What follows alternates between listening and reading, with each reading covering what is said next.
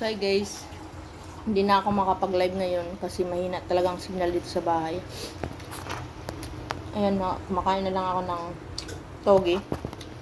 Hindi ko na pinirito yung tokwa. Okay naman yung lasa niya. Kasi ito, pinirito ko tokwa. Tapos ito yung pinakamura namin ulo ngayon, togi.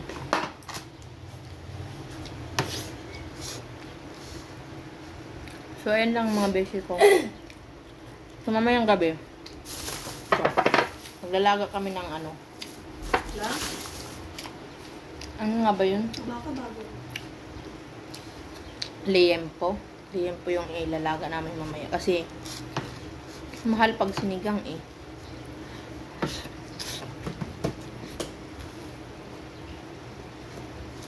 So, ayun lang guys. Sausaw ko sa tuyo. May pakso na isda ako sa mo.